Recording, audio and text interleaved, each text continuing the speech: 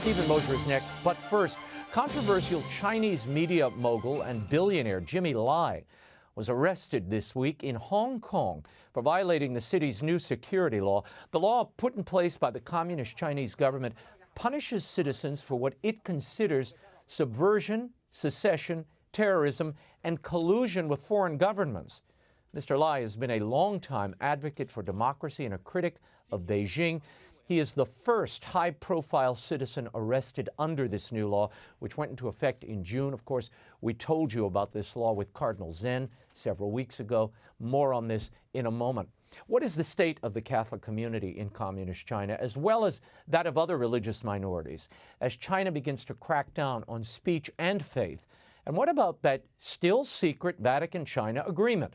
Here with an update and analysis is president of the Population Research Institute, author of the book, The Bully of Asia, Stephen Mosher. Steve, I want to start with the still secret Vatican-China agreement. As we've reported, it's due to expire in September, but the chancellor of the Pontifical Academies of Sciences and Social Sciences, Argentinian Bishop Marcelo Sanchez Sorando, announced this week that the agreement will be renewed, telling a communist-controlled Chinese daily, quote, they are going to renew it, which means that the initial experience went well, end quote. What do you make of that assessment? And we should remind viewers, Sanchez Sorando has high praise for the Communist Chinese government. Yes, he does. And I know Bishop Marcelo Sanchez Sorando, and after he went to China for the first time in his entire life a couple of years ago, he came back and told us that it was the best exemplar of Catholic social teaching in the world today. And I must say that, Raymond, I spent 4 hours with him telling him that it wasn't so. And here we go again. I assume that Bishop Sanchez Sorando knows whereof he speaks, that the Vatican is going to extend the agreement for another year or two. That's certainly what we've also heard from Archbishop Celli, who helped to negotiate the agreement over the course of several years. And of course, what we hear from the great Cardinal Joseph Zen is that the agreement has been a disaster for the underground church and hasn't helped the patriotic church in terms of gaining more space for religious belief and worship vis-a-vis the Chinese Communist Party. But yeah, it looks like it's going to be extended, Raymond. Do you see this agreement becoming permanent? I mean, right now it's considered temporary or provisional. Well, I don't think there's anything by way of a permanent agreement with the Chinese Communist Party. Any agreement that you sign with the Chinese Communist Party, and we can look at the Sino-British agreement signed vis-a-vis Hong Kong, for example, that they've now torn up. We can look about international agreements, the Treaty of the Sea, that they've now torn up, claiming the entire South China Sea. So no agreement with the Chinese Communist Party is valid as soon as the ink is dry on the paper. But this agreement, you know, it's still secret, Raymond. We don't know exactly what's in it. Right. We're pretty sure that it concerns the appointment of bishops. But if you look at how it's played out over the last couple of years, I think you can say the Chinese Communist Party has gotten most of what it wants. I'm not sure that the Vatican has gotten even a small part of what it would like to see from the agreement. How can the Vatican and Bishop Sorando, how can they possibly see this agreement as a success, Steve, when there are ample evidence that the Chinese are cracking down on Catholic worshipers, priests and bishops are arrested or missing, crosses are being removed, church buildings are being destroyed? What is the upside here for the church? Well, you know, there's the narrow picture is the effect of the agreement on the Catholic Church in China. But the broader picture is this. There is an ongoing persecution of all religious believers in China, of whatever stripe. I mean, Catholics, Christians, Muslims, Tibetan Buddhists, you name it. They are all, the Chinese Communist Party is seeking to replace all religious faith in China with faith in the Chinese Communist Party. But even looking in the narrow sense of what the Vatican hoped to get out of the agreement, you know, we had, I say we, the Catholic Church, had 40 candidates for the bishop position in 40 different sees throughout China. There are 52 sees in China that are vacant, have no bishops at all. And I think that the Holy Father was thinking, if we enter into an agreement with the Chinese Communist Party, we will be able to pick up some of those 52 empty sees and put the 40 candidates that have been identified as qualified bishop candidates into those sees. That hasn't happened. We have seen 5 underground bishops join the Patriotic Church and be recognized by the Chinese Communist Party. On the other hand, the Chinese Communist Party had 8 bishops who had been excommunicated by the Vatican that the Holy Father has now, in a sense, re-enrolled, accepted them as legitimate listed bishops. So the Chinese Communist Party has gotten basically what it wanted, but those 52 sees, Raymond, remain empty.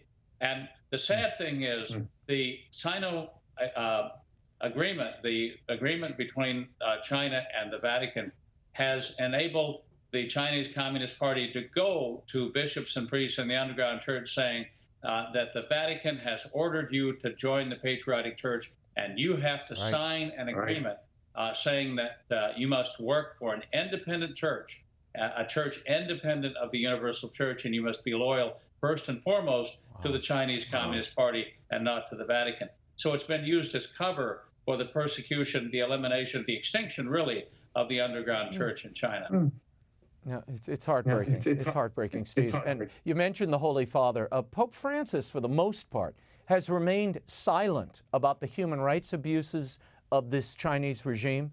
His remarks were even edited recently so as not to offend the Chinese. Jesuit Father Antonio Spadaro, a confrere of the Pope, defended him this way in a German theological journal. Listen to this. He said, he is very much, the Pope, aware that it must be a case of solving the problem instead of merely condemning the violations and grandstanding.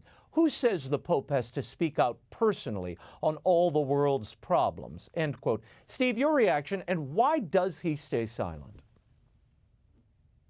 Well, yeah, I have been troubled by the silence from the Holy Father over the last couple of years as the walls have been closing in on believers in China. I mean, I spoke not long ago with a person that we've worked with for years inside the high-tech prison that is now the People's Republic of China. And she told me the walls are closing in. I don't know how much longer we'll be able to continue our missionary work here. I think that's what a lot of believers in China are facing. Look, the big picture that I mentioned earlier is one where over 2 years ago, there were new restrictions on religious activity and practice put in place by the Chinese Communist Party. And just this February, they actually published a very long list of very detailed regulations. You can't do anything in the name of the Catholic Church, in the name of religion in China, without getting permission from the Chinese Communist Party, without registering with the Office of Religious Affairs, the Office of Civil Affairs. You have to turn over your complete budget. All your staffers have to be trained in the ideology of the Chinese Communist Party. You have to promise to promote core leader Xi Jinping, the new Red Emperor. And as all this is going on, we have churches being torn down. We have churches and Taoist temples and Buddhist temples being converted into what? Being converted into what the Chinese Communist Party calls civilization practice stations for a new era. This is, you take a church and you convert it into a worship center for what? You're worshiping the Chinese Communist Party. You're worshiping core leader Xi Jinping. The parishioners in the church become practitioners of this new atheistic faith. The party conceives of itself as a sort of secular religion. And by using propaganda, by using surveillance, by intruding itself into churches, it's trying to wean people away from faith in God and convert them into believers' faith in the Chinese Communist Party. So that's the big picture of what's going on in China. It's an all-out war on that, God-shaped hole in the human heart that we're to fill with our Creator. They're trying to fill that God-shaped hole with the ideology of the Chinese Communist Party. Of course, it won't work, but that's the big picture in which the Sino-Vatican Agreement is being carried out. And, these are not happy times. For even the patriotic church members in China, they're too under surveillance. They too have cameras at the entrances of all their churches. They too are forbidden to hold summer camps, catechism classes. No one under the age of 18 is allowed in the church. The priests better be careful what they say from the pulpit, because they're always being monitored by agents of the state who are sitting in the pews as they speak. So this is what's going on. I would like to see the Vatican and certainly the Holy Father speak out about some of these things. He has great moral authority. Mm-hmm. Steve, you wrote a piece recently in the National Catholic Register, and it was about Catholicism being a casualty of this new cultural revolution in China. You write, quote, "The Chinese Communist Party remains determined to extinguish the Catholic faith over time." I get what the Chinese are attempting to do. They're taking this long view. It's a long, steady march, and they're picking off both believers as well as the ability and freedom to practice.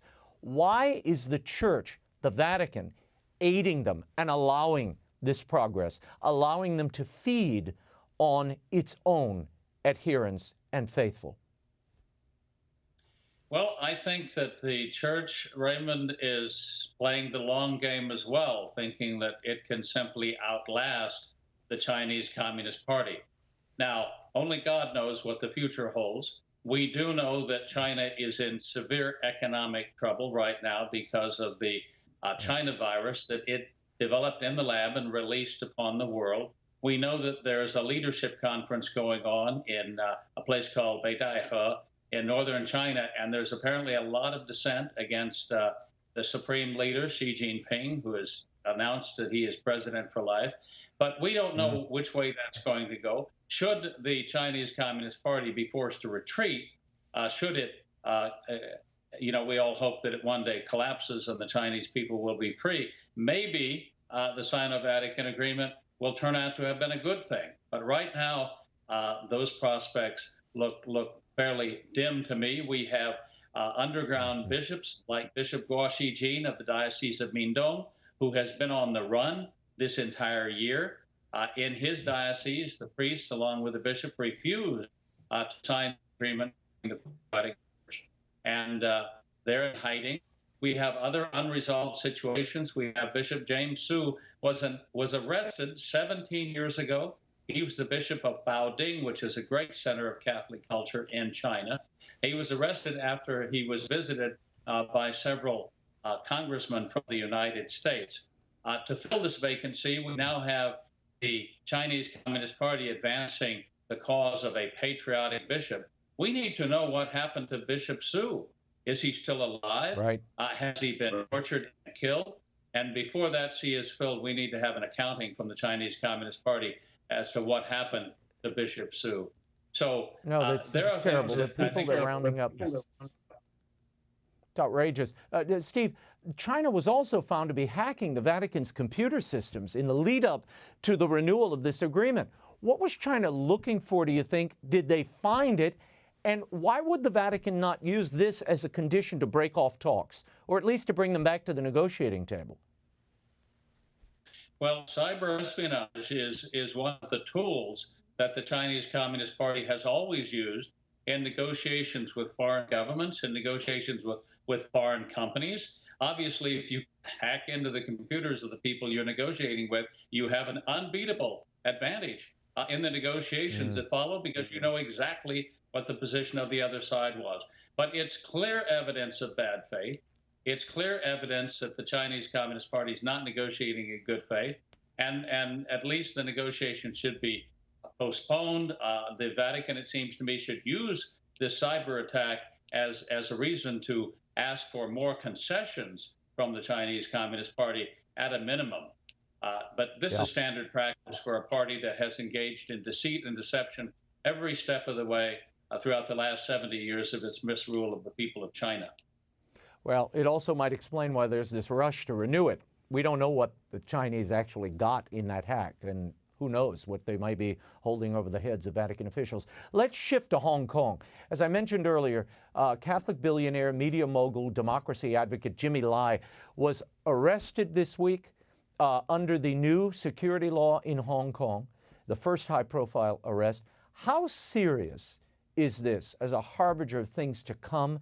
And do you think he'll be released, in your estimation?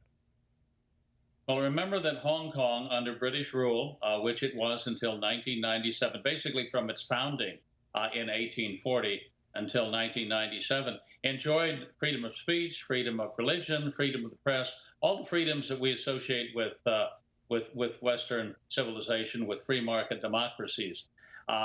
That's all gone now. The one remaining independent newspaper, media organization in Hong Kong was the Apple Daily, run by Jimmy Lai. They're trying to put him behind bars, and they're trying to put the Apple Daily out of business. It means the end of independent free journalism in Hong Kong. Just one more sign that Hong Kong is no longer a semi-independent, a semi-autonomous zone within the People's Republic of China. It's been absorbed by China. I can't tell you the sadness that I feel over this development. I studied Chinese at the Chinese University of Hong Kong years ago. That's where I learned to speak Mandarin, Cantonese. I have many, many friends in that great city. And to see it fall behind the high-tech, fall into the hands of the high-tech tyranny that is China, breaks my heart. No, it's a loss to the world. The Trump administration this week sent HHS Secretary Alex Azar to Taiwan. This has caused quite a stir. Now, will China see this visit as a provocation, Steve? How might they react? I mean, the administration and Mike Pompeo say it's purely a mission to find out more about Taiwan's success in battling COVID-19. But your thoughts? Well, Taiwan is an island with 25 million Chinese who, since the 1990s, have enjoyed a free market democracy. They've had 5 open and free presidential elections. They've had 5 peaceful transfers of power from one political party to another. The ultimate test of a democracy they have passed.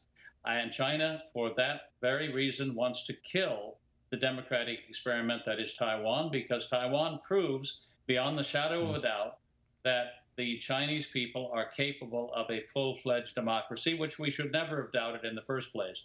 But the Chinese Communist Party now having taken over Hong Kong, Taiwan is next on the menu. It would like to devour Taiwan. Alex Azar's visit is a great sign of our support for Taiwan, which should continue. In terms of China's reaction, if they actually moved, Raymond, mobile missile launchers right up to the coast of Fujian province, about 100 miles away from Taiwan, in order to try to intimidate Taiwan. They've got hundreds of missiles pointed at the island right now.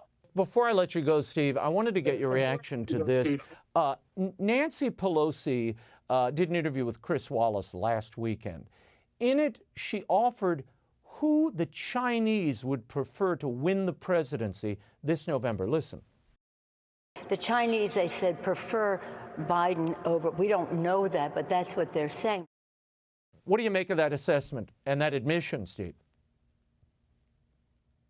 Well, the National Intelligence Center just published a couple days ago a report saying that China would very much prefer to have Biden as president and is actively working against Trump. So I think the evidence is clear. China is using its media outlets in the United States. It's using its apps like TikTok and other apps on cell phones, smartphones, to promote the candidacy of Joe Biden and to oppose the candidacy of Donald Trump. They're not being open about it necessarily, but if you read the Global Times, which I have to every day, it's a propaganda broadsheet published in English by the Chinese Communist Party, it's clear that they support Biden and oppose Trump, and it's clear why they do that, because they've seen for the last 30 years that Joe Biden has worked with them, shall we say, to promote trade, to promote investment between the two countries, which has greatly benefited the People's Republic of China and has hurt American workers and American industry. President Trump, on the other hand, has been very tough on China, imposing tariffs on Chinese-made goods to level the trade playing field, and taken many, many other actions, including sanctioning senior officials in the Chinese Communist Party and senior officials in Hong Kong for the brutal mistreatment of Uyghurs and other minorities in China, and also for the crackdown of Hong Kong. Steve, we'll leave it there. Bully of Asia, Why China's Dream is the New Threat to World Order by Stephen Mosher is available at bookstores everywhere and online. Thank you so much, Steve. Thank you, Raymond.